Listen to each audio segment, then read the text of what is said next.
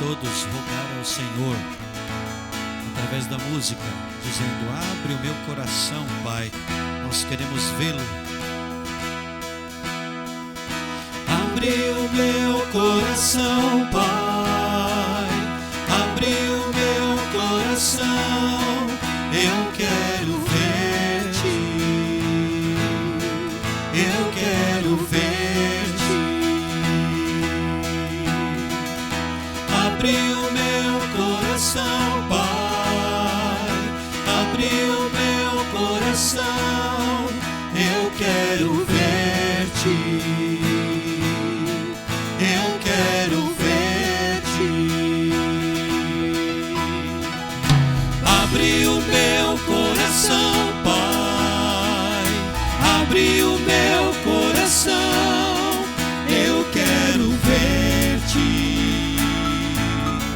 eu quero ver-te. Abre o meu coração, Pai, abre o meu coração, eu quero ver-te, eu quero ver-te.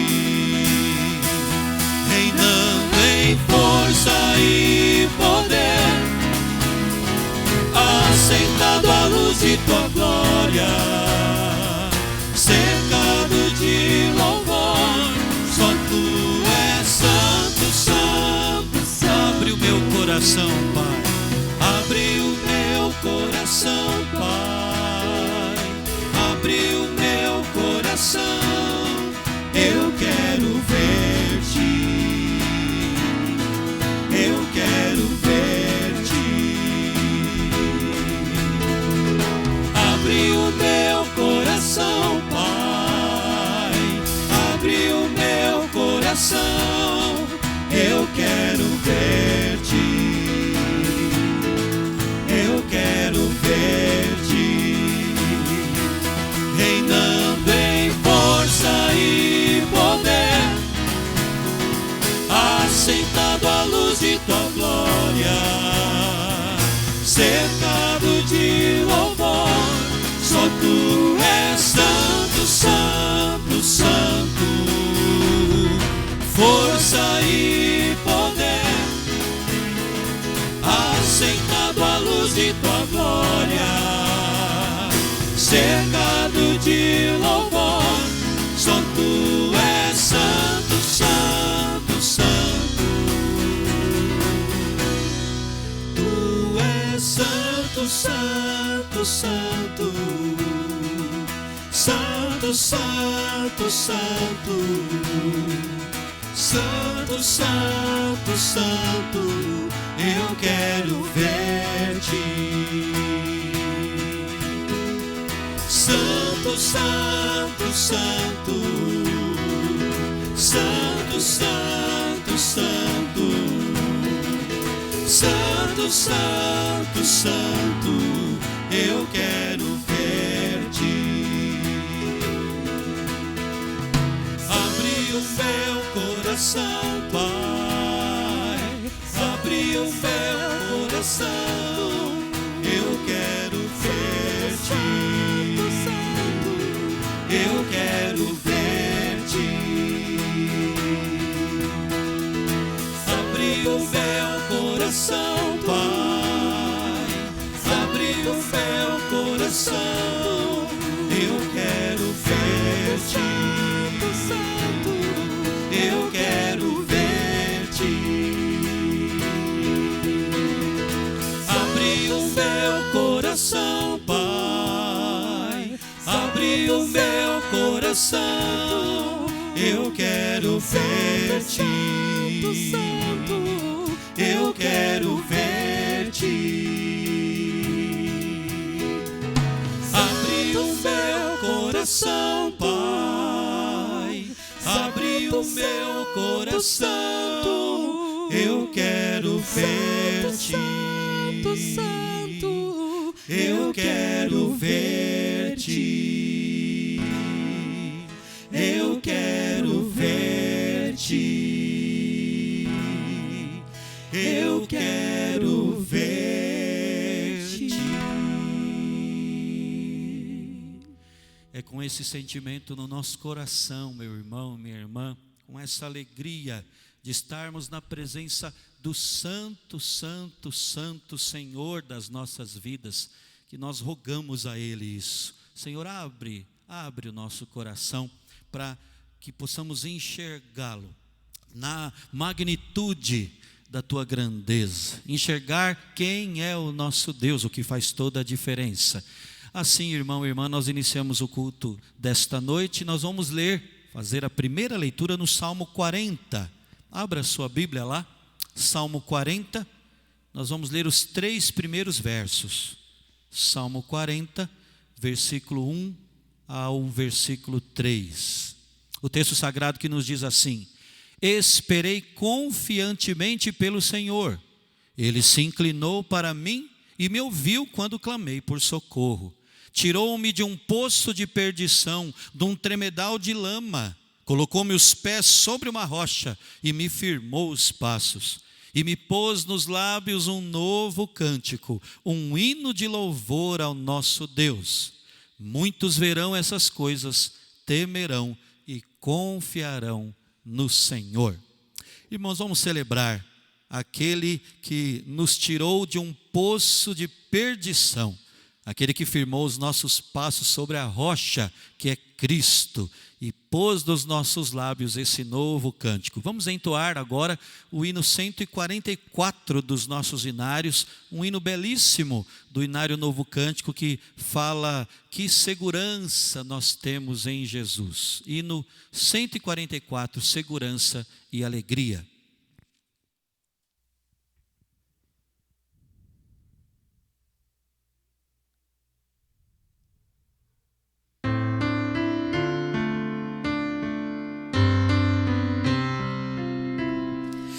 Segurança tenho em Jesus, pois nele gozo, paz, vida e luz. Com Cristo herdeiro, Deus me aceitou, mediante o Filho que me salvou. Conto esta história cantando assim: Cristo na cruz foi morto por mim. Conto esta história cantando assim: Cristo na cruz foi morto por mim. Inteiramente me submeti, plena alegria nele senti. Anjos descendo, trazendo os céus, provas da graça que vem de Deus. Conto esta história cantando assim: Cristo na cruz foi morto por mim. Conto esta história cantando assim: Cristo na cruz foi morto por mim. Firmado em Cristo, no seu amor, estou contente em meu Salvador. Esperançoso hei de viver por Jesus Cristo, por seu poder. Conto esta história cantando assim: Cristo na cruz foi morto por mim. Conto esta história cantando assim: Cristo na cruz foi morto por mim. Amém, irmãos. Vamos orar nesse momento. Querido Deus, nós adoramos o Senhor, adoramos o Teu nome, nós engrandecemos o Teu nome neste momento, ó Deus, por podermos de forma tão livre celebrar através da música aquilo que o Senhor fez por nós. Obrigado a Deus porque o Senhor enviou o teu filho para morrer no nosso lugar. O castigo era nosso, mas outro o levou sobre si. E nós, ó Deus, agora temos vida diante do Senhor. Nós que antes éramos inimigos, agora fomos aproximados de Ti pelo sangue da cruz. Obrigado, ó Deus, por isso. Obrigado pela segurança que isso nos dá. A segurança de enfrentarmos dias maus, tempos difíceis, firmados em Cristo, firmados no amor do Senhor, derramado em Cristo Jesus ali no Calvário. Toda honra, toda glória sejam dadas ao teu nome. Nós oramos em nome de Jesus. Amém. Amém. Irmãos, nós vamos continuar engrandecendo o nome do Senhor agora, através do nosso coral. Vamos ter um hino de louvor, glória e louvor dai ao nome de Deus, pelo nosso coral, pelo Dias de Vitória.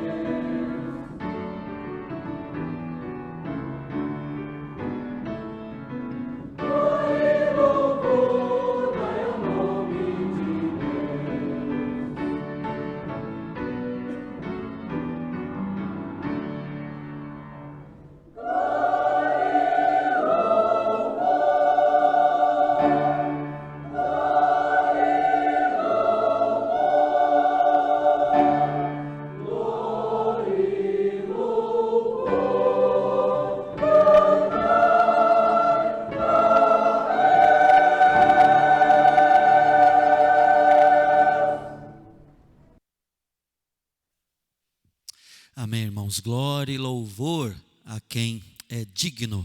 Mais uma vez eu peço que você abra a sua Bíblia no mesmo Salmo, Salmo 40, e nós vamos ler agora a partir do versículo 4 até o verso 17, até o final do Salmo 40. Texto sagrado que nos diz assim: bem-aventurado o homem que põe no Senhor a sua confiança e não pende para os arrogantes, nem para os afeiçoados à mentira. São muitas, Senhor Deus meu, as maravilhas que tens operado, e também os teus desígnios para conosco. Ninguém há que se possa igualar contigo. Eu quisera anunciá-los e deles falar, mas são mais do que se pode contar. Sacrifícios e ofertas não quiseste, abriste os meus ouvidos. Holocaustos e ofertas pelo pecado não requeres. Então eu disse: eis aqui estou. No rolo do livro está escrito a meu respeito. Agrada-me fazer a tua vontade, ó Deus meu. Dentro do meu coração está a tua lei.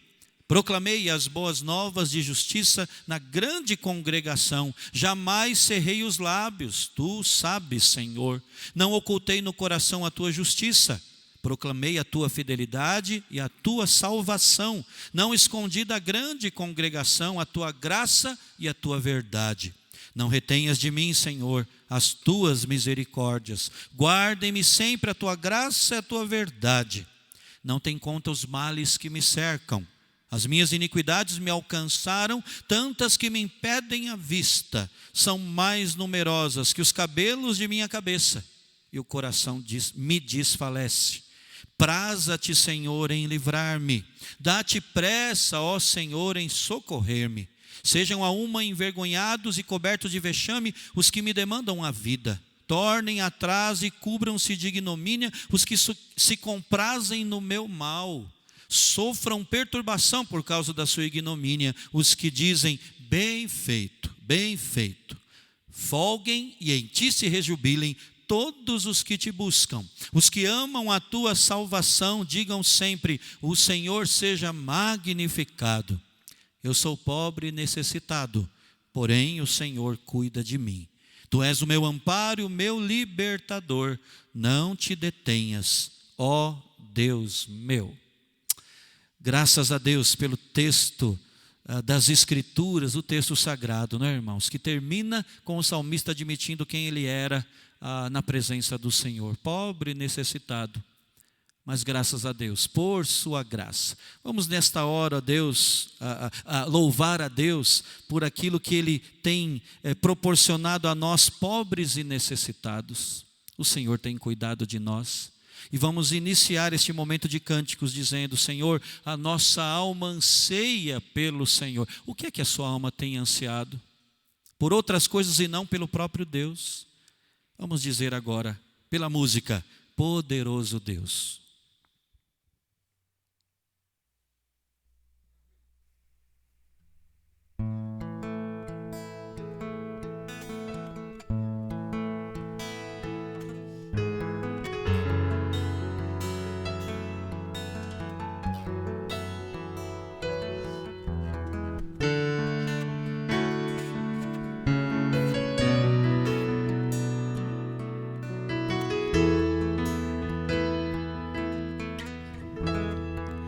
Ao que está sentado no trono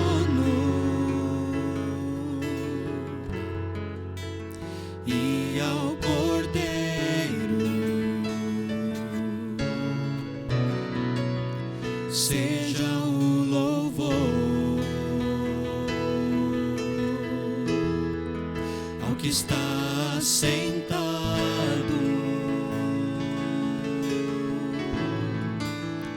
no trono e ao Cordeiro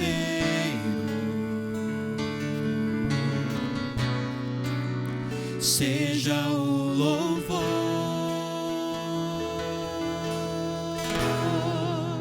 seja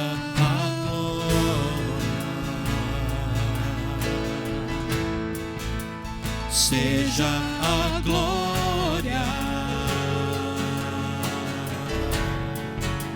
seja o domínio, pelos séculos dos séculos, seja a honra, seja a glória, seja o domínio, pelos séculos dos séculos. Poderoso Deus,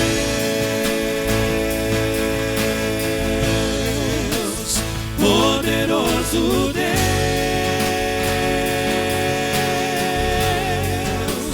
poderoso Deus, minha alma anseia por ti. Poderoso Deus,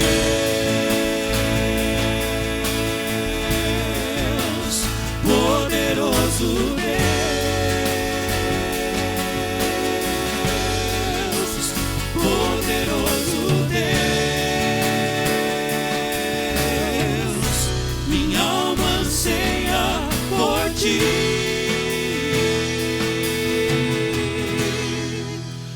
está sentado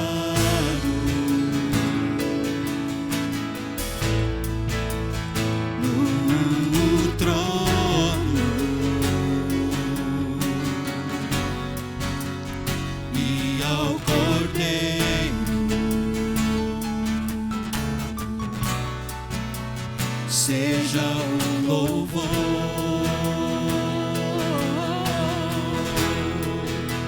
Seja a honra, seja a glória, seja o domínio pelos séculos dos séculos. Poderoso Deus,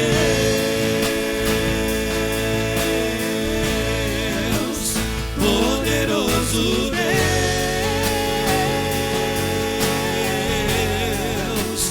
poderoso Deus, minha alma anseia por ti.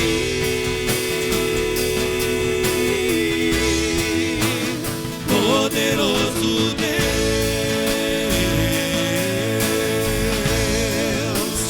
poderoso Deus,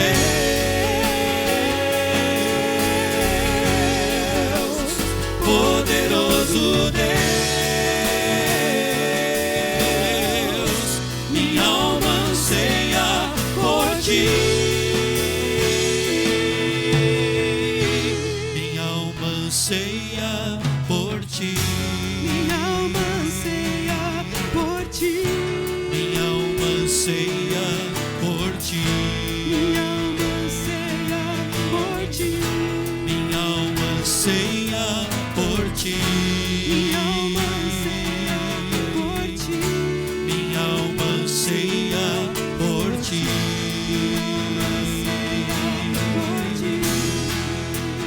Poderoso Deus,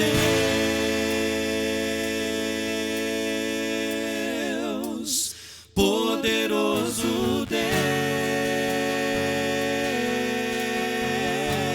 Deus, poderoso Deus, minha alma anseia por ti.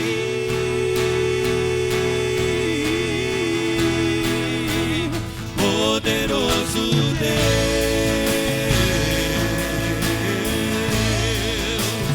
poderoso Deus,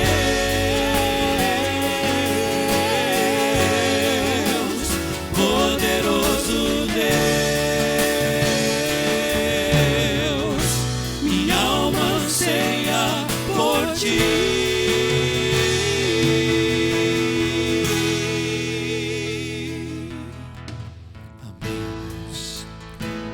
Glória ao nome do nosso Senhor, que é poderoso, que está sentado no trono, que tem o domínio nas mãos dele, e isso é pelos séculos dos séculos. Que a nossa alma anseie por esse Senhor poderoso, o nosso Pai, o Deus das nossas vidas. Vamos agora, irmãos, celebrar mais uma outra grande verdade da palavra de Deus e da nossa vida diária, que é a verdade da palavra dele, não é? A palavra que nos fortalece, a palavra que nos devolve o ânimo, a palavra que nos mostra o caminho, que nos orienta. Vamos dizer: como a corça anseia por águas, por ti exulta o meu coração. E é na tua palavra que eu encontro a força que tanto preciso.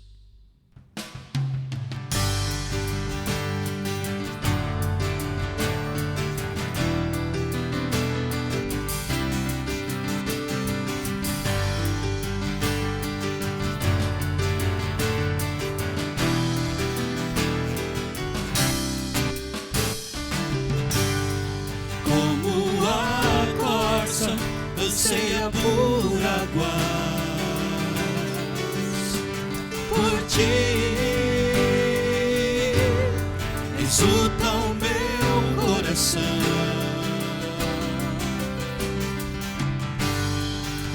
Diz que o céu deseja ver a luz. Não quero viver longe da cruz. Diga ao Senhor: cuida de mim, ó Pai. Cuida de mim.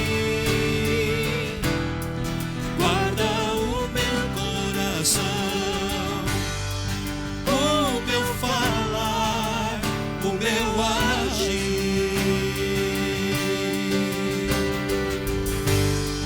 Guia os meus pés, põe teu azeite em minhas mãos para servir-te como queres,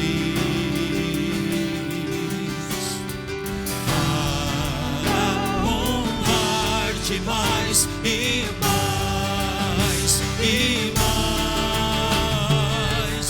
Tua palavra é o que me fortalece, quando é noite, quando o dia amanhece. Eu posso crer no teu amor, faça chuva ou faça sol, ao teu lado eu não me sinto só. Tua palavra é o que me fortalece, quando é noite, quando o dia amanhece. Eu posso crer no teu amor, faça chuva ou faça sol, ao teu lado eu não me sinto só. Tens o melhor pra mim.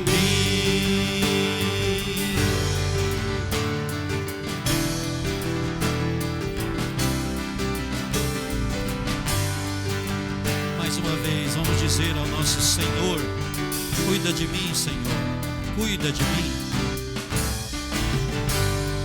Cuida de mim. Guarda o meu coração, o meu falar, o meu agir.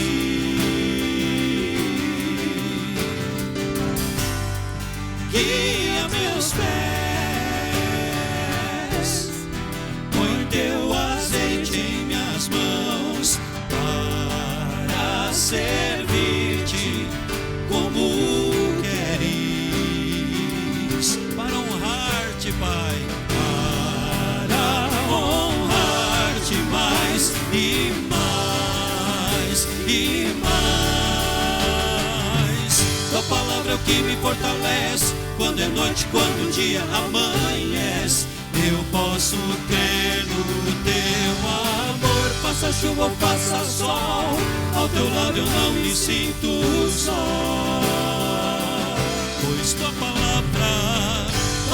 é o que me fortalece, quando é noite, quando o dia amanhece. Eu posso crer no teu amor, faça chuva ou faça sol, ao teu lado eu não me sinto só. Tens o melhor pra mim. Amém.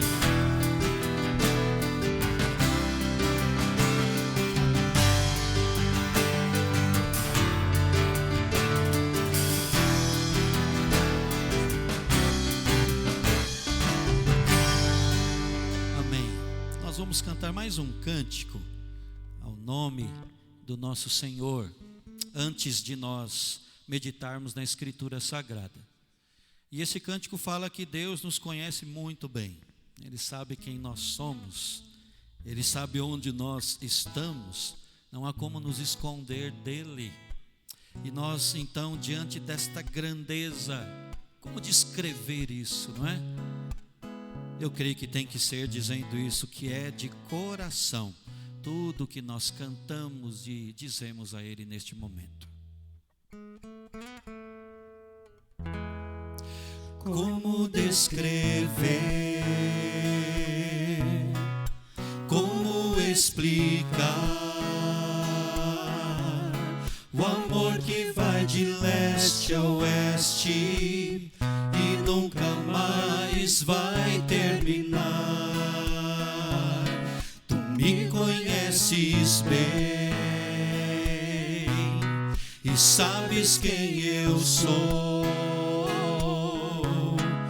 Não há como me esconder dele. sempre sabes onde estou. É de coração tudo que eu disser, num hino de louvor a Jesus de Nazaré.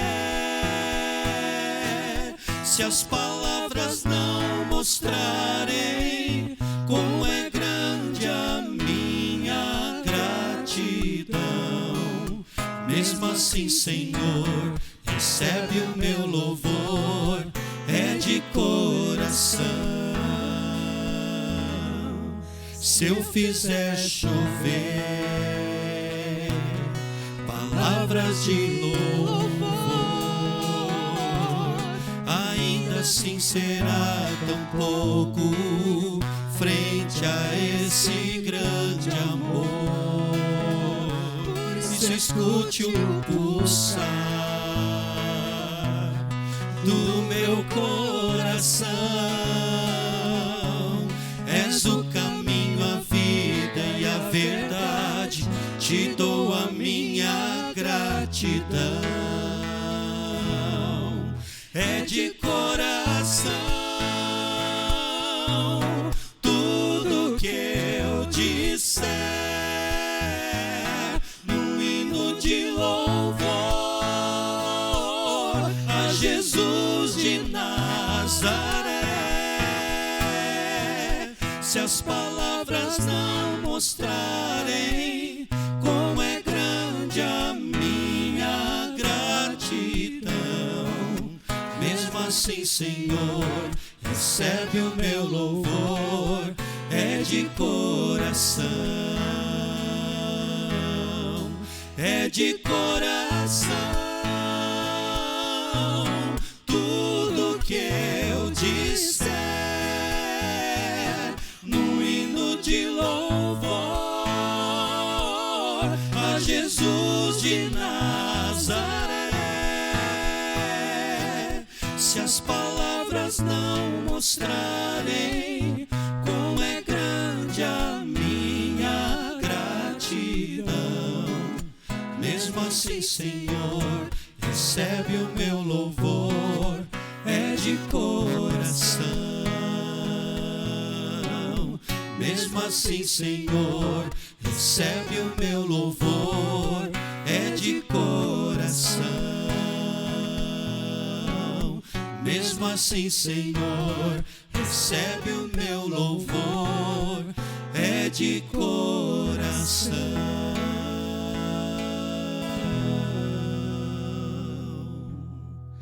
Amém, irmãos. Nesse mesmo espírito é que eu peço que você mais uma vez abra agora a sua Bíblia no livro do profeta Isaías. Nós vamos meditar nesta noite no capítulo 40, um texto já que faz parte de uma forma tão profunda do nosso dia a dia, não é? Isaías 40, mas nós vamos ler apenas os versos 27 a 31. Capítulo 40 da profecia de Isaías, a partir do verso 27. A Escritura Sagrada nos diz assim: porque, pois, dizes, ó Jacó, e falas, ó Israel, o meu caminho está encoberto ao Senhor, e o meu direito passa despercebido ao meu Deus.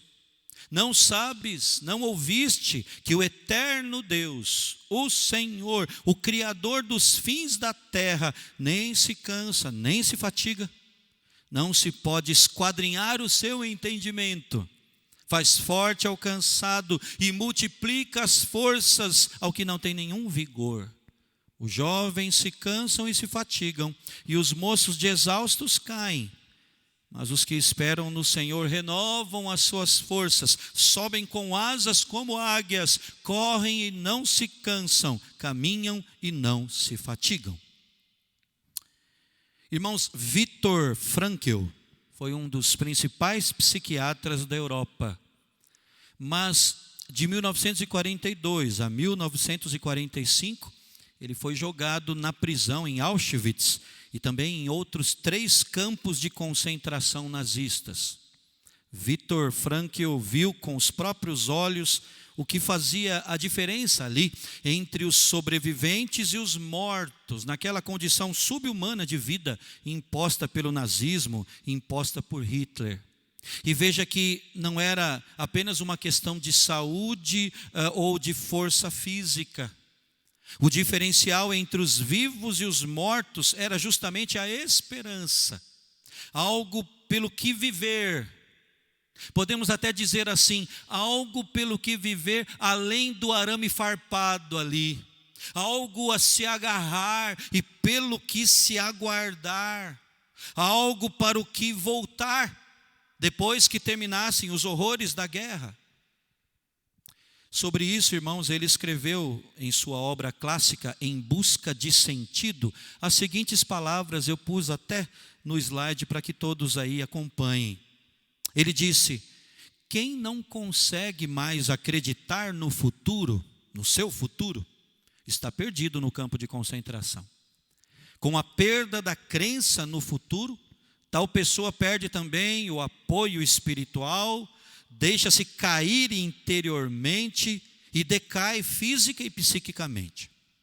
Geralmente isto acontece de forma até bastante repentina, numa espécie de crise, cujos sintomas o recluso relativamente experiente conhece muito bem. Cada um de nós temia o momento em que se manifestava pela primeira vez essa crise, diz ele. Não em si próprio, pois então já teria sido indiferente, mas sim em seus amigos.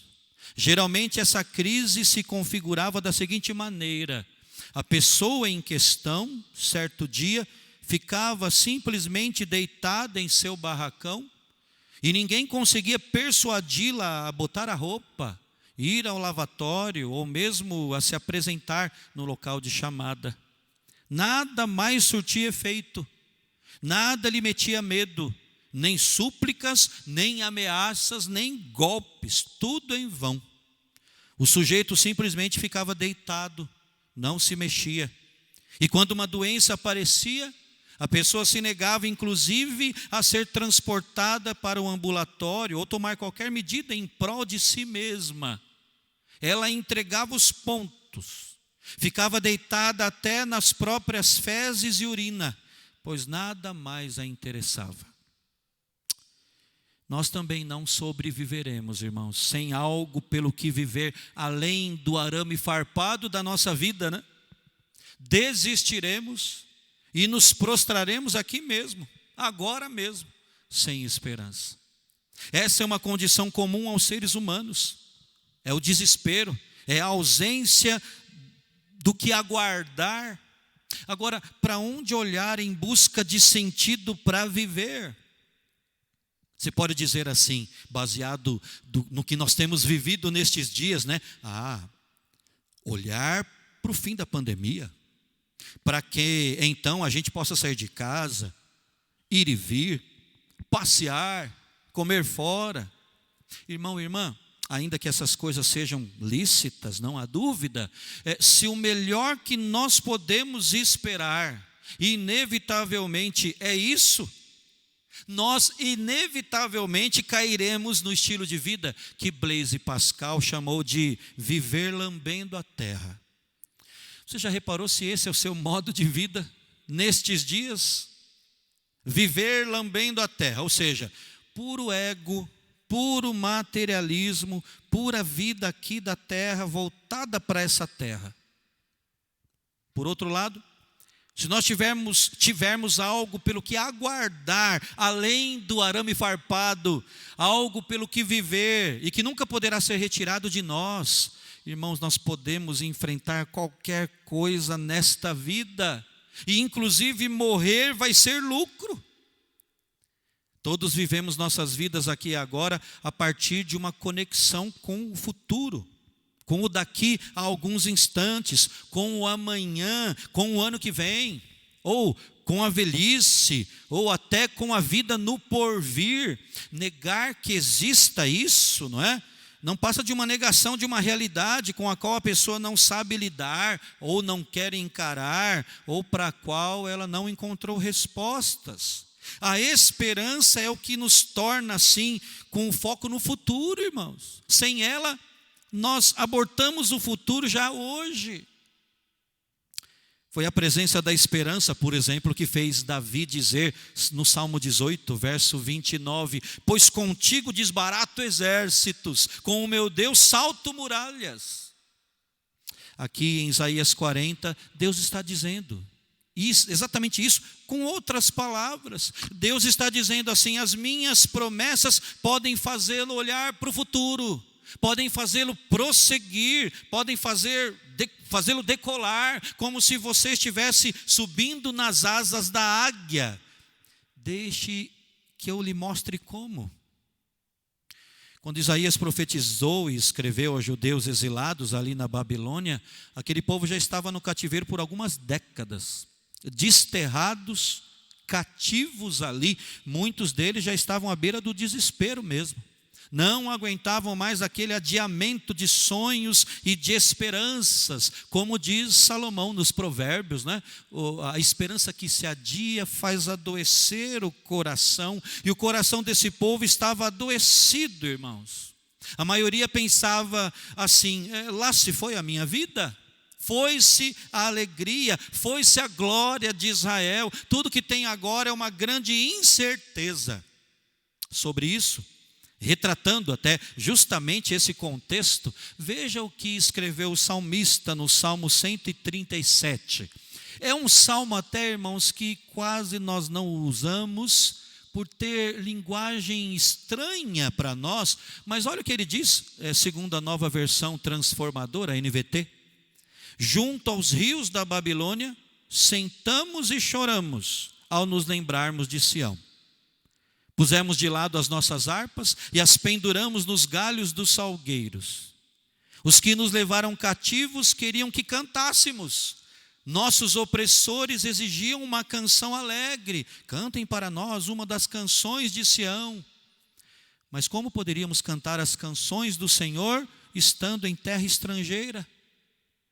Se eu me esquecer de ti, ó Jerusalém, que minha mão direita perca a sua habilidade, que minha língua se prenda ao céu da boca, se eu não me lembrar de ti, se não fizer de Jerusalém minha maior alegria. Quando os nossos pensamentos se sintonizam nessa frequência, irmãos, o que Deus precisa fazer para nos arrancar é o quê? Para nos tirar dessa situação, para nos arrancar desse redemoinho mortal de desesperança, de desespero. O que é que Deus precisa fazer, irmãos? Bem, Ele vem com uma injeção de esperança. Ele nos acorda para uma realidade infinitamente gloriosa e que está, deixa eu usar esse termo de novo, está além do arame farpado dessa existência que nós temos aqui. É o Senhor se revelando a si mesmo, revelando a sua glória. Vejam, irmãos, o que anuncia o início do capítulo 40 de Isaías, os versos 1 a 5, dizem assim: consolai, consolai o meu povo, diz o vosso Deus. Falai ao coração de Jerusalém, bradai-lhe que já é fim do tempo da sua milícia, que a sua iniquidade está perdoada e que já recebeu em dobro das mãos do Senhor por todos os seus pecados. Vós do que clama no deserto, preparai o caminho do Senhor, endireitai no ermo vereda nosso Deus. Todo vale será aterrado e nivelado, todos os montes e outeiros, o que é tortuoso será retificado e os lugares escabrosos aplanados. A glória do Senhor se manifestará e toda a carne a verá, pois a boca do Senhor o disse.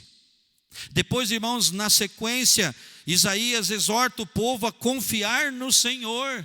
E ele chega no verso 9 e 10, dizendo o seguinte: tu, ó Sião, que anuncias boas novas, Deus através de Isaías, não é? Tu que anuncias boas novas a Jerusalém, ergue a tua voz fortemente, levanta, não temas, e dize à cidade de Judá: eis aí está o vosso Deus.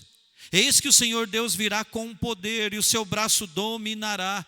Eis que o seu galardão está com ele, e diante dele a sua recompensa. Isaías, irmãos, mostra como Deus é grande, como Deus é sábio, incomparável, superior, nos versos seguintes, a partir do verso 12. E eu quero ler do 12 ao 15, ao menos, que diz assim, texto mais conhecido nosso: quem na concha de sua mão mediu as águas, e tomou a medida dos céus a palmos? Quem recolheu a terça parte de um éfa, o pó da terra, e pesou os montes em romana, e os outeiros em balança de precisão? Quem guiou o Espírito do Senhor, ou como seu conselheiro o ensinou? Com quem tomou ele conselho para que lhe desse compreensão? Quem o instruiu na vereda do juízo, e lhe ensinou sabedoria, e lhe mostrou o caminho de entendimento? Eis que as nações são consideradas por ele como um pingo que cai de um balde, e como um grão de pó na balança. As ilhas são como pó fino que se levanta. E ele continua, irmãos. E finalmente chegamos aos versos que nós lemos há pouco, a partir do verso 27. Aqueles cativos ali, exilados, prisioneiros sem esperança, de uma certa maneira, de uma maneira diferente, confinados, eles precisavam de Deus. E nós também, todos precisamos ver a vida para além dos arames farpados dessa existência. E aí sim nós teremos as forças renovadas, se aprendermos isso, se aprendermos o que significa esperar em Deus. Porque olhando o nosso texto, irmãos, nós descobrimos que esperar em Deus requer de nós pelo menos 3 atitudes. E eu sei que esperar não é algo natural nosso, eu sei que vai contra a nossa natureza humana, mas isso é necessário, e Deus nos capacita a isso. 3 atitudes, irmãos, são requeridas por Deus para esperarmos nele. Nós precisamos evitar um risco letal, precisamos cultivar uma prática que é vital, e precisamos sim crer nos benefícios espirituais do fato de esperarmos nele. Eu gostaria de analisar essas 3 atitudes, uma a uma. Primeiro passo para manter a esperança no Senhor é este: evite um risco que é letal. Verso 27 nos diz assim: porque pois dizes, ó Jacó, e falas, ó Israel, o meu caminho está encoberto ao Senhor, e o meu direito passa despercebido ao meu Deus. Assim como no caso dos israelitas, a espera nos tenta a querer duvidar de Deus. A espera nos tenta a descrer em seus planos, descrer das suas promessas. É isso que diz o verso 27, não é? Quando ele fala, ó Jacó, ó Israel, como é que vocês dizem isso? Que o Senhor não vê o que se passa? Como é que vocês podem dizer que Deus não se importa com os direitos que vocês têm? Os exilados judeus, que viviam numa espécie de prisão domiciliar, só que em outro lugar, não é? Domiciliar porque eles foram levados ali para viver, e ali viveram 70 anos. Eles, ali na Babilônia, estavam se sentindo abandonados por Deus, e a dúvida rondava as suas mentes e corações. Meu Deus, que rumo a minha vida tomou? Que rumo a minha nação tomou? Onde é que está o Senhor, Pai, que não faz justiça? Cadê o Senhor que não responde quando eu clamo? Essa maneira de pensar não é nova, né? John Knox, o renomado reformador escocês, pai do presbiterianismo, assim considerado, ele escreveu sobre a maneira como Satanás, pela primeira vez, extraviou a humanidade da obediência a Deus.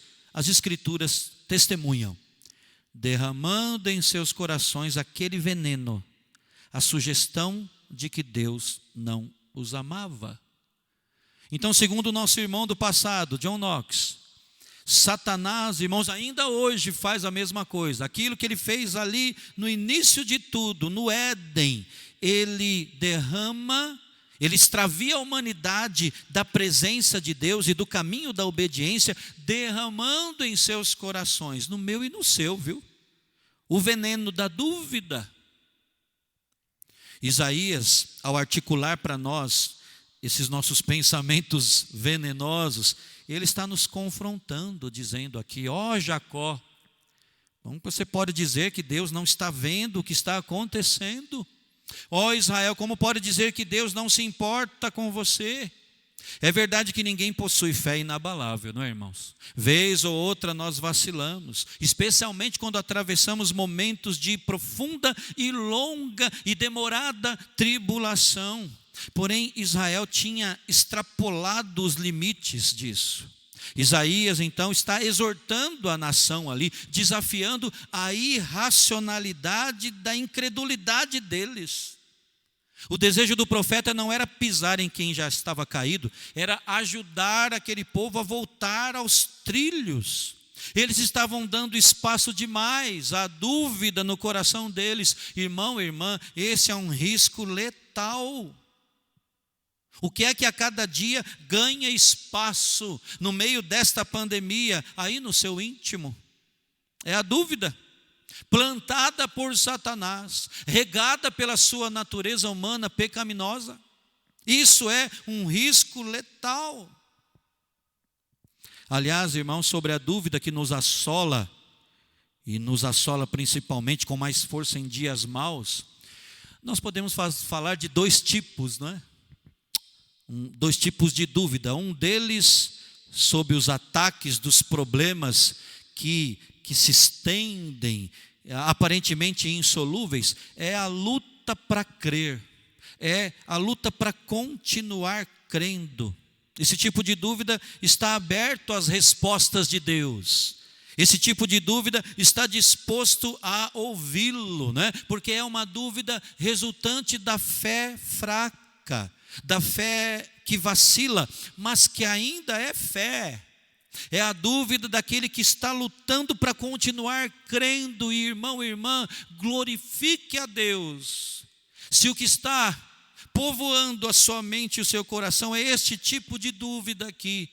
A luta da fé fraca, a luta para continuar, para prosseguir no caminho da fé, sabendo, como diz toda a Escritura, que quem nos mantém a fé é o próprio Deus. Mas o outro tipo de dúvida, irmão, já é bem diferente dessa. É a dúvida daquele que resiste à crença, que resiste a continuar crendo, mesmo quando são oferecidas boas e suficientes razões. Esse tipo de dúvida, como que cruza os braços em resistência e diz assim: não, duvido disso, não acredito de jeito algum, e nada que você me diga vai satisfazer a minha dúvida. Esse tipo de dúvida nem sequer é capaz de ouvir o que Deus está falando, o que Deus tem a dizer. Cuidado se é esse tipo de dúvida que está não apenas rondando o seu coração, mas já está assentando ali. É a dúvida resultante do coração que se endureceu, do coração que se tornou soberbo, que julga ter respostas melhores do que as de Deus. Um coração que se tornou impermeável. Parece que no caso dos exilados judeus, a dúvida flutuava entre uma fé enfraquecida pelas dificuldades, mas que continuava crendo ainda, e um coração já endurecido, arrogante, impermeável, como disse. Isso é possível, viu? Essa flutuação entre esses dois tipos de dúvida na nossa vida. Então, o que é que Deus faz? Aliás, o que é que Deus fez? Podemos dizer que ele andou a segunda milha aqui com os israelitas, mostrando que se nem a menor estrela do céu escapa da atenção dele, verso 26, os exilados ali deveriam ter certeza de que os olhos do Senhor estavam amorosamente e constantemente sobre eles. Vejam aí o verso 27, no qual Deus diz assim através de Isaías: levantai ao alto os olhos e vede. Quem criou essas coisas? Aquele que faz sair o seu exército de estrelas, todas bem contadas, as quais ele chama pelo nome. Por ser ele grande em força e forte em poder, nenhuma só vem a faltar. No entanto, irmãos, Deus também os faz recordar algo sobre si mesmos. E é algo que a gente lê assim e passa batido, como se diz. Ele usa duas expressões para falar ao coração do seu povo. Que ele se refere, ele se dirige a eles dizendo: ó Jacó, ó Israel. Eles são Jacó, eles são Israel. Isso é sugestivo, irmãos. Ao chamá-los assim, Deus estava dizendo que eles ainda eram o povo da sua aliança. Eles ainda eram o povo do seu pacto eterno, soberano e gracioso. Que eles ainda tinham lugar em seu coração. Ou seja, como é que pode um Deus tão grandioso, poderoso, incomparável, superior a tudo e a todos, que conhece as estrelas pelo nome, nenhuma só vem a faltar? Como é que pode esse Deus que cuida com tanta sabedoria e com tanto carinho da sua criação, como é que pode esse Deus não ver, não se importar com o povo da sua aliança, com quem ele mesmo estabeleceu um pacto? Não fazia sentido aquele desespero. Israel precisava recobrar a sua confiança. Não podia se render ao risco letal da dúvida. Além disso, irmãos, ao chamar o povo de Jacó e depois de Israel, Deus também estava fazendo com que eles recordassem da crise pela qual passou Jacó, o patriarca da nação, né? É uma lembrança, uma recordação que Deus quis colocar, jogar para esse povo, para mexer com a memória deles, com a memória espiritual deles. É uma representação do que Deus fez na vida do seu patriarca ali. Houve um dia em que Jacó lutou com Deus. Jacó o enganador, Jacó o usurpador. Vocês se lembram disso, não é? Diz o texto que ele lutou com Deus. E diz o texto que ele prevaleceu ali. Gênesis capítulo 32. E Deus o abençoou. E Deus mudou a sua vida. E mudou até o seu nome. Israel. Irmãos, que lição há para o povo de Deus? Aquele povo, e nós hoje, lição para mim e para você também. É que assim como Jacó lutou e prevaleceu, aquele povo no exílio também prevaleceria se continuasse lutando debaixo da graça do Senhor, se continuasse mantendo a fé e a esperança nele, porque Deus ainda tinha uma aliança com eles, porque Deus ainda os amava. Nada nem ninguém poderia separá-los do amor desse Deus de pacto, desse Deus de aliança eterna. Queridos irmãos, quando as crises nos sobrevêm, e elas só mudam de tempos em tempos, mas elas sempre estão presentes, não é? Quando elas nos vêm, quando os problemas nos cercam e as dificuldades se acampam nas nossas vidas e parece que não querem mais sair dali. A tentação, a grande tentação é a dúvida. É duvidarmos da bondade, dos planos eternos de Deus, do pacto dele, do amor dele, da sabedoria de Deus. E o resultado disso é desesperança. Para onde iremos nós, se a nossa esperança não estiver nele? É nessa hora, porém, irmãos, que Deus nos dá novas oportunidades de avaliar e de ver se tudo pelo que esperamos está apenas aqui, nesta vida, dentro do limite ali dos arames farpados ou não.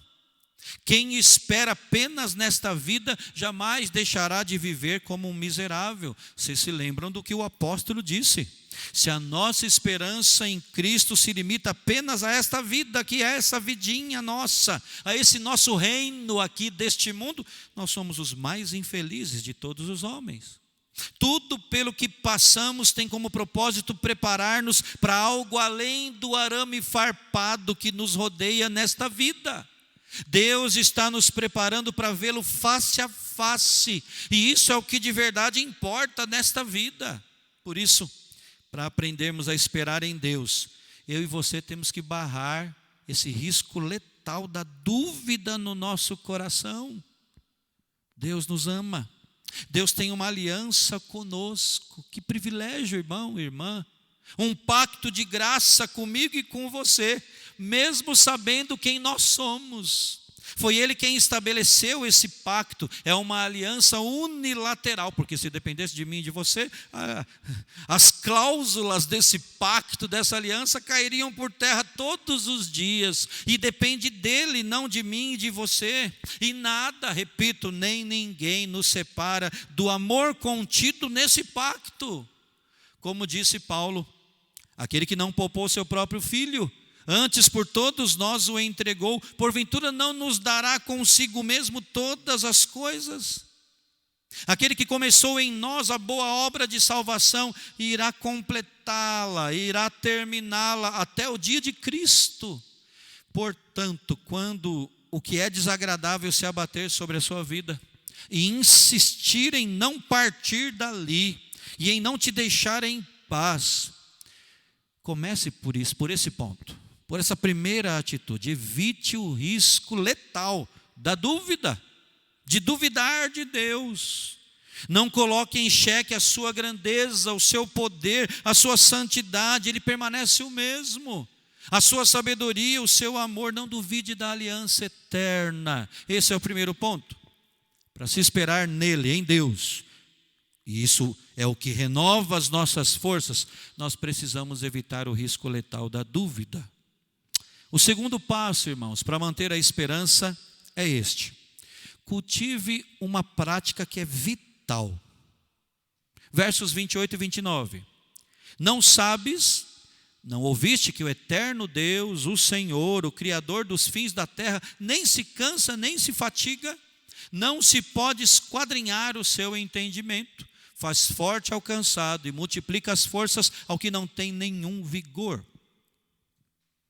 Eu vou falar aqui, irmãos, de algo que parece óbvio, mas, como se diz, o óbvio precisa ser dito, né? Senão ele fica escondido e acaba sendo esquecido. Nós devemos, o óbvio que eu quero dizer é isso, nós devemos parar de olhar para o lado e passar a cultivar o hábito abençoado de olhar para Deus. Não é focando nos problemas que nós encontraremos força para levantar, para recomeçar, para caminhar. Não é olhando para as circunstâncias que acharemos motivação para prosseguir. Nunca foi assim, não é, nunca será. Nada nem ninguém será capaz de nos levantar, fazer seguir e perseverar. Os recursos humanos acabam. As soluções humanas se desfazem, se diluem, irmãos. As pessoas nos decepcionam e tantas outras coisas. E mesmo que nada disso aconteça, nada nem ninguém tem o tamanho exato para preencher o que de fato o nosso coração precisa. Então a prática a se cultivar é nós nos voltarmos para aquilo que importa. Repito, parar de olharmos para o lado e olharmos fixamente nele, em Deus, no nosso Senhor e Redentor Jesus Cristo. É isso que vemos aqui nos versos 28 e 29, porque Isaías destaca 4 atributos de Deus aqui. Você notou? Creio que sim. Ele é o eterno, Ele é o Criador, Ele é o Deus forte, Ele é o Deus sábio. É para esse Deus que nós devemos olhar, irmãos, a fim de mantermos a esperança viva. O que é que esses atributos têm a ver com as nossas dificuldades? Tem tudo a ver. Por que é que Isaías os destacou aqui, amando de Deus, não é? Isso é importantíssimo de vermos. Primeiro, o nosso Deus é o Deus eterno, disse ele. Irmão e irmã, Deus não morre. E nunca vai chegar a hora em que Deus vai parar de agir. E o próprio profeta Isaías fala que Deus trabalha para aquele que nele espera. Então, além disso tudo, Ele conhece tudo do começo ao fim, porque Ele é eterno. É por isso que Cristo, em Apocalipse, se apresenta como o alfa e o ômega, o princípio e o fim. Ele é o Deus eterno. E ele disse mais aqui, não é? Ele se apresenta como Deus Criador, o Criador dos fins da terra. Ele é o Deus Criador. Deus não fica sem recursos, sabe por quê? Porque Ele é o Criador, aquele que do nada fez tudo. Como é que Deus vai ficar sem recursos para nos ajudar nos momentos em que precisamos? A sua fonte, ou melhor, a fonte de tudo, a inesgotável fonte de todas as coisas é o nosso Deus. Ele é o Criador. Ele também é o nosso Deus forte, não é? Que não se cansa nem se fatiga.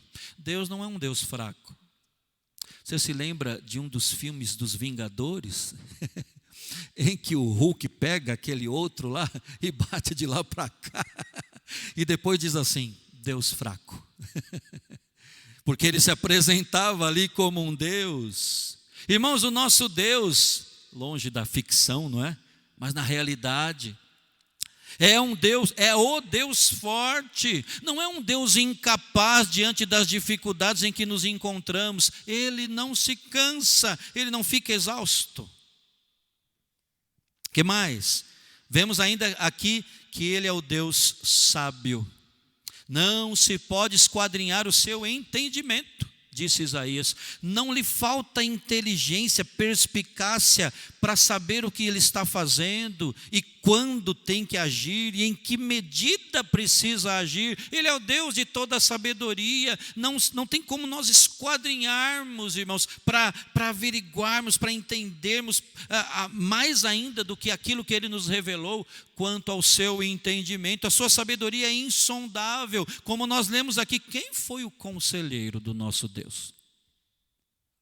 Então, ao contemplarmos esse Deus pela fé, ao olharmos para Ele e não para o lado, nós seremos fortalecidos, nós seremos revigorados em sua maravilhosa graça. Reparem que, ao destacar os atributos de Deus, Isaías nos ensina como cultivar essa prática de não olhar para o lado, mas focar nele, né? Ele fala de compreender, quando ele diz assim, não sabes? Irmão, irmã, você tem tido compreensões bíblicas, e essas compreensões te fazem viver pensando em tudo biblicamente. Então ele diz, não sabes. Depois ele fala de ouvir também, não ouviste. Irmãos, isso tudo aponta para a palavra de Deus. Como cantamos há pouco tempo um cântico que diz que chega uma hora em que a gente tem que viver tudo aquilo que a gente aprendeu, tudo aquilo que a gente ouviu. Não ouviste. Ele também fala aqui de crer nas promessas de Deus, né? Verso 29, que Deus dá força ao cansado, dá vigor ao que é fraco. Então eu e você precisamos contemplar mais a Deus e menos, bem menos outras coisas. Cultive o hábito de olhar para Deus, de focar em Deus, para manter a esperança. Isso é fundamental. Sabe aqueles dias em que você está totalmente desesperançoso, em que o seu coração parece que não enxerga um futuro? Volte-se para Deus, vá para a palavra dele, ouça de novo aquilo que você já tanto ouviu, para compreender, para saber como é que Deus age e assim ser revestido de força. E isso, repito, é essencial. Mas em terceiro lugar, irmãos, o terceiro passo para manter a esperança é este: creia nos benefícios espirituais disso. Isso está no verso 30 e 31. Que dizem assim: os jovens se cansam e se fatigam, e os moços de exaustos caem, mas os que esperam no Senhor renovam as suas forças, sobem com asas como águias, correm e não se cansam, caminham e não se fatigam.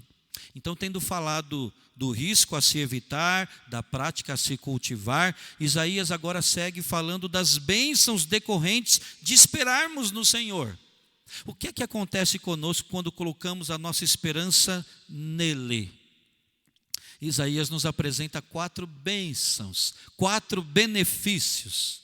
Primeiro, ele diz que esperar em Deus renova as nossas forças. É isso que nós vemos aqui, não é? Já lemos aqui. Ele fala, os que esperam no Senhor renovam as suas forças. É interessante que essa palavra renova no hebraico significa troca. Então Deus troca aquilo que já perdeu o seu vigor, e Ele injeta algo novo, algo de fato renovado, forças novas. Então, ao revelar que Deus é quem renova as nossas forças, Isaías está desmascarando aqui as principais fontes humanas de motivação para prosseguir nessa vida. O profeta diz que a nossa própria força nunca dará conta do recado. Ele diz que os jovens se cansam, até os jovens se fatigam. Me lembro de que um pouco antes do isolamento e da cessação das nossas atividades presenciais, no início do ano, um irmão, ao final de um culto ou da EBD, ele veio conversar comigo e trocamos algumas ideias, e eu me lembro que ele falou assim, falamos das nossas idades, e ele então deixou transparecer isso. Pastor, a gente já não dorme mais tão bem como antes, não é? Tudo que a gente come faz mal, é dor aqui. Eu falei, puxa vida, rapaz, não fala isso, mas é isso mesmo.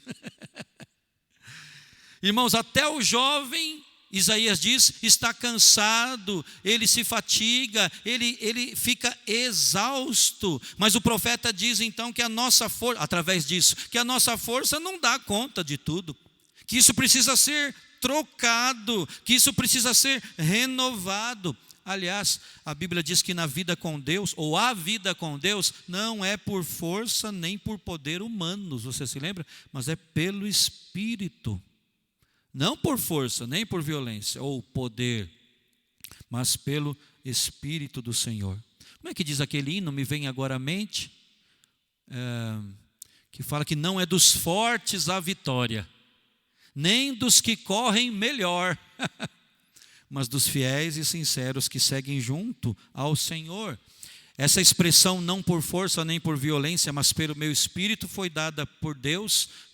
Essa palavra foi dada por Deus a Zorobabel, através do profeta Zacarias.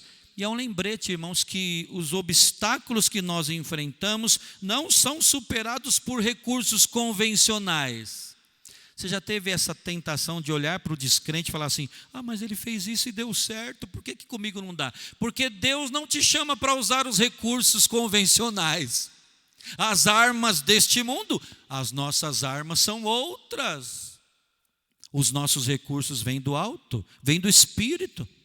O crente vive assim a sua vida, ele vive pela fé no Filho de Deus, ele vive como que empoderado pelo Espírito Santo. Irmão, essa é a força que nós precisamos, e essa é uma força que jamais se esgota, ela é sempre renovada. Há essa troca constante, como falamos. Então espere no Senhor, tenha a sua força trocada, abandonando recursos pessoais, soluções humanas, e sendo preenchido pelo poder de Deus. Mas outra coisa que Isaías desmascara aqui, além da nossa própria força, é a nossa juventude, e eu quero tocar mais nesse ponto. Ele diz, até os jovens perdem as forças e se cansam, né? Os rapazes, os moços tropeçam, caem de tão exaustos.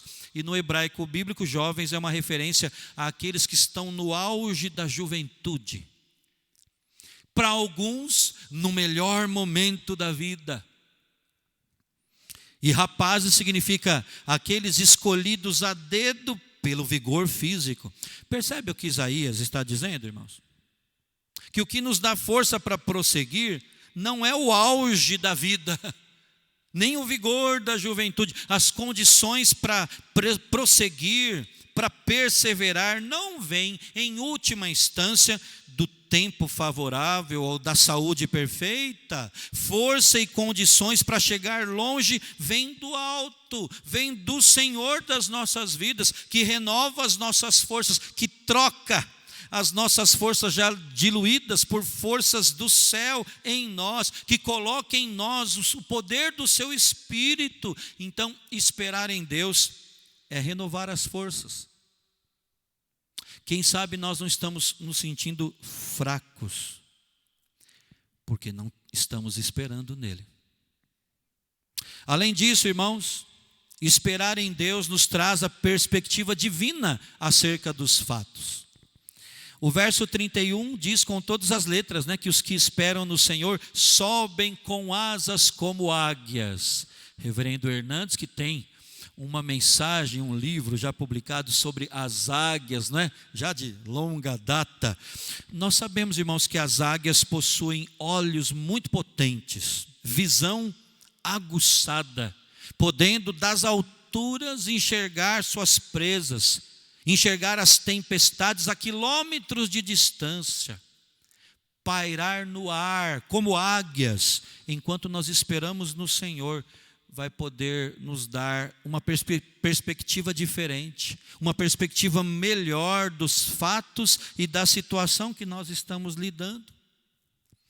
Deixa eu te dizer algo que eu pude dizer falando às irmãs da Federação das SAFs essa semana. Aliás, cabe aqui até um brado de louvor e de gratidão a Deus pelas nossas irmãs da Federação de SAFs. Elas têm um momento de oração de segunda a sexta-feira, irmãos. Bom, se você tem a sua esposa na SAF, você já deve ter percebido isso. Algumas têm os seus trabalhos, é verdade, fazem em outro horário, mas todos os dias às 15 horas, pelo WhatsApp, às vezes até por outras plataformas, elas se juntam em oração, clamando, estão orando continuamente. Eu acho que não é só de segunda a sexta, não. Isso é também de sábado e domingo, toda a semana. E num desses dias, eu que dirigi esse momento, essa semana, como secretário presbiterial, privilégio que Deus tem me dado, e eu abordei essa questão, irmãos, da perspectiva divina, da perspectiva teocêntrica da vida. O que nos traz maturidade espiritual, maturidade para lidar com as sucessivas crises do modo de Deus, é essa perspectiva teocêntrica da vida.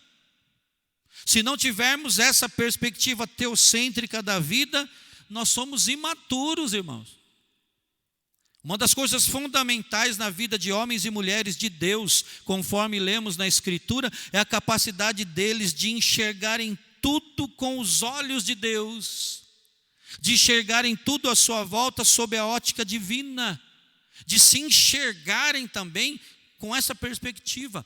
Muitos hoje na crise se sentem perdidos e desorientados por falta disso, por não olharem para a vida sob esta ótica, com esta perspectiva teocêntrica, ou seja, Deus no centro.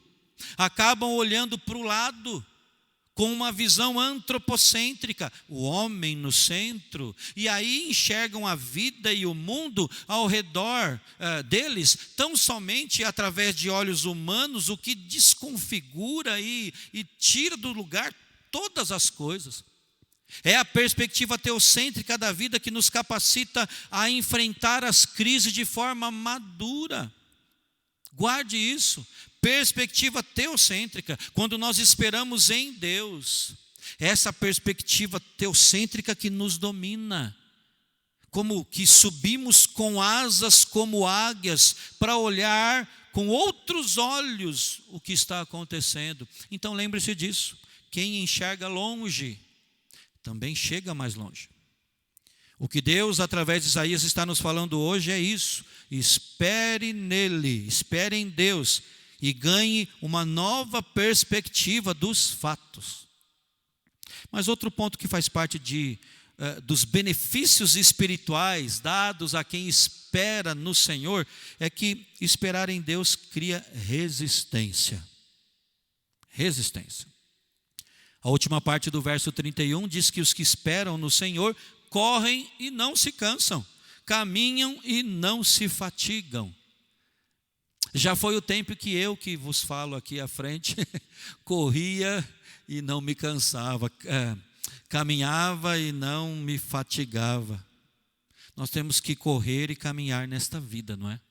Teremos que enfrentar então situações adversas. Nós vamos precisar continuar correndo, irmãos. Nós teremos que prosseguir com a rotina da vida, ainda que essa rotina tenha sido mudada nos últimos meses, teremos que prosseguir, nós precisaremos continuar caminhando.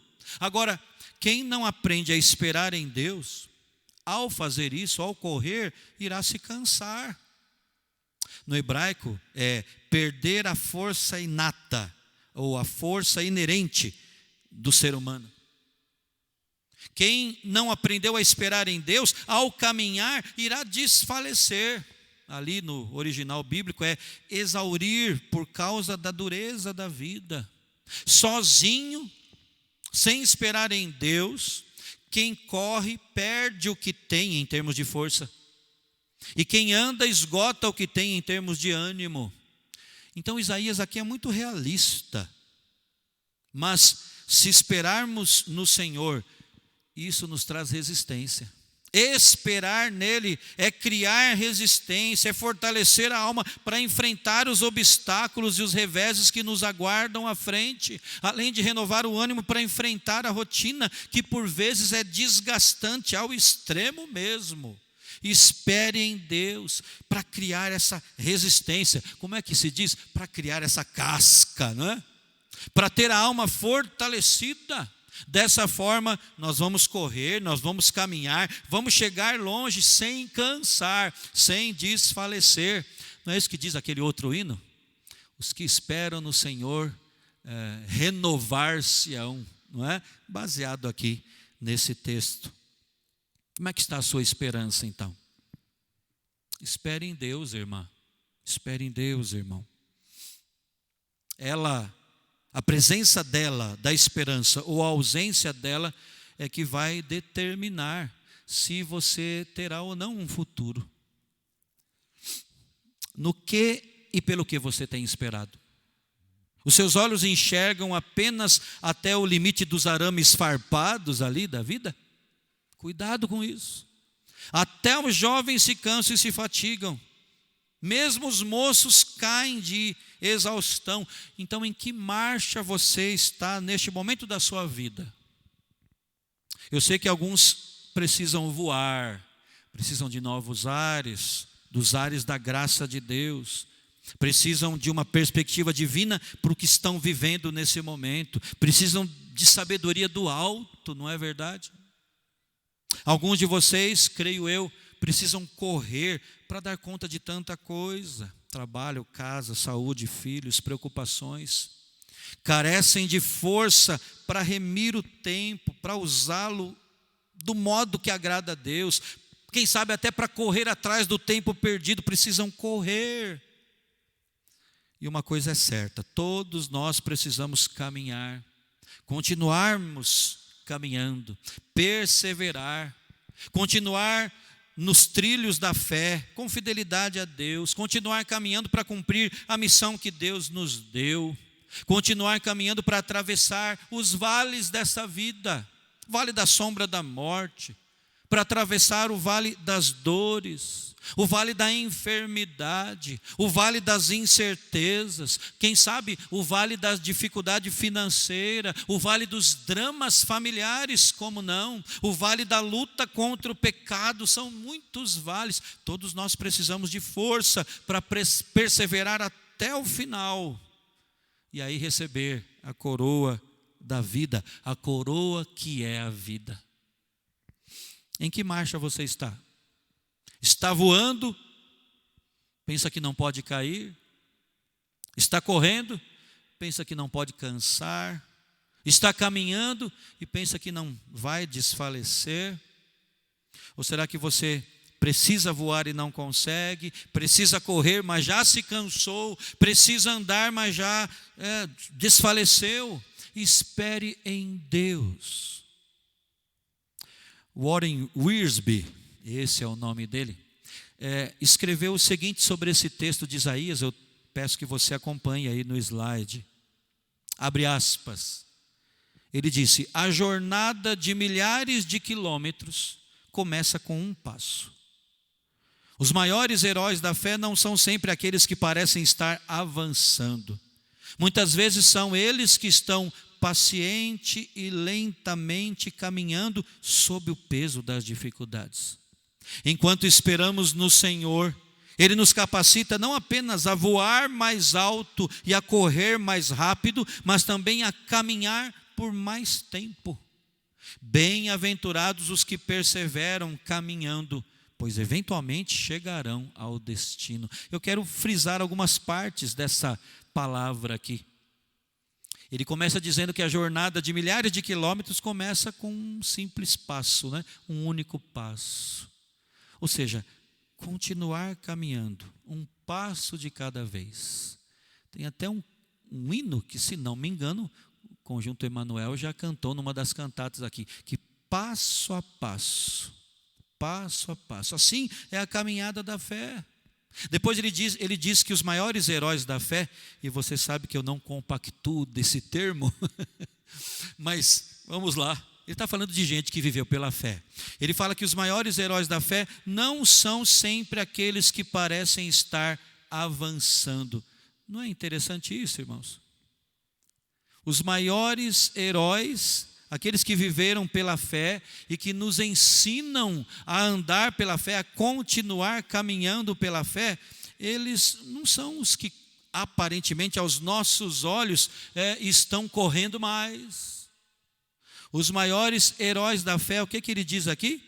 Eles não são sempre aqueles que aos nossos olhos é que avançam. Muitas vezes eles estão dando um passo de cada vez, pacientemente, lentamente, mas eles estão continuando a caminhar. Vamos nos apropriar disso, irmãos, para a glória do Senhor e para o nosso bem. Então, espere em Deus. Servo do Senhor, espera nele. Serva do Senhor, não duvide, espera no Senhor. Porque, pois dizes, ó Jacó, e falas, ó Israel, o meu caminho está encoberto ao Senhor, o meu direito passa despercebido ao meu Deus. Não sabes, não ouvistes que o eterno Deus, o Senhor, o Criador dos fins da terra, nem se cansa, nem se fatiga, não se pode esquadrinhar o seu entendimento. Ele faz forte ao cansado, ele multiplica as forças ao que não tem nenhum vigor. Até os jovens se cansam e se fatigam, os moços de exaustos caem, mas os que esperam no Senhor renovam as suas forças, sobem com asas como águias, correm e não se cansam, caminham e não se fatigam. Que Deus assim nos abençoe, irmãos. Que Ele nos mantenha a fé e a esperança, e que eu e você possamos dar um passo de cada vez, mas prosseguir caminhando. Amém? Que assim seja. Vamos agora, irmãos, à luz do que ouvimos, cantar ao nosso Deus, consagrando as nossas vidas e dizendo a Ele que nós esperamos nele sim. Espero em Ti, Senhor. E eu subo como águia nas asas do Espírito, é a linguagem poética deste cântico. Vamos celebrar esta bênção de termos na esperança tantos e tantos benefícios espirituais para a nossa vida. Vamos cantar? Senhor, eis-me aqui.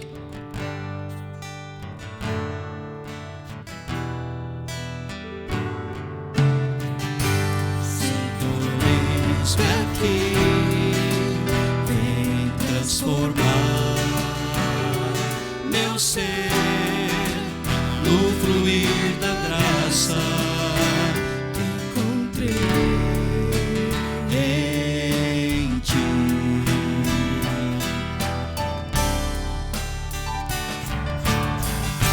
Senhor, descobri que as fraquezas que há em mim podem ser vencidas. O poder do Teu amor junto a Ti, junto a Ti, Teu amor me envolve.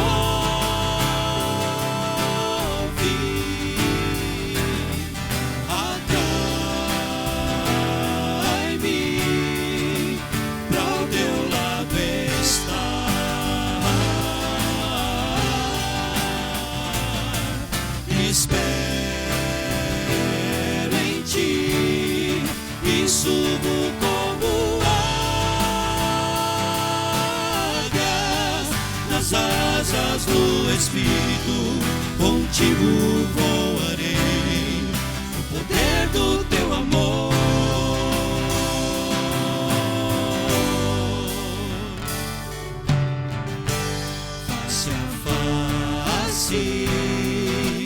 Quero ver-te, meu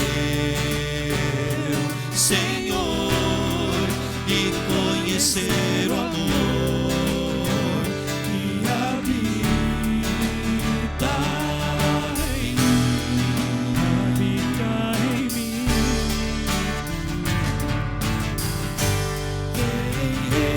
Renovar minha mente em teu querer, meus dias viverei no poder do teu amor,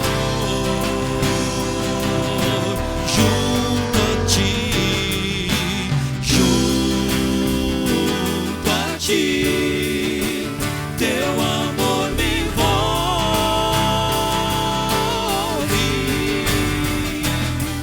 atrai-me pra o teu lado estar.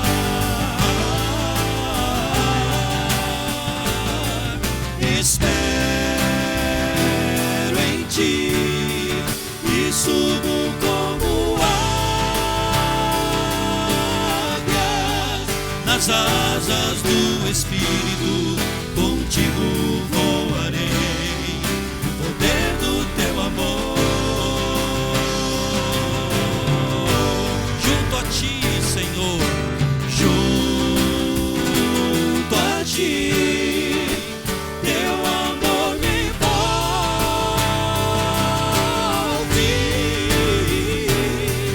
atrai-me pra o teu lado estar.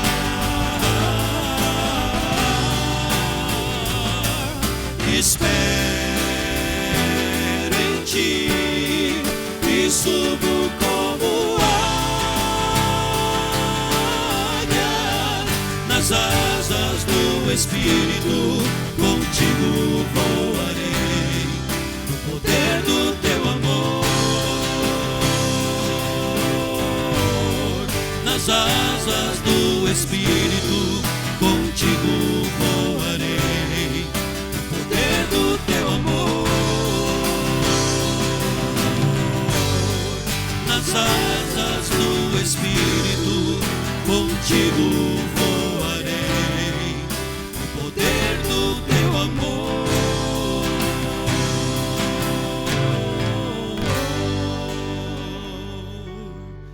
Amém. Amém. Que isso seja fato, verdade vivida. Não apenas teoria, mas seja a prática das nossas vidas. Quero convidar meu filho agora, o Rafael, para nos dirigir numa oração, encerrando o nosso culto. É uma oração de consagração ao nosso Deus. Depois vamos receber a bênção, encerrando o culto desta noite.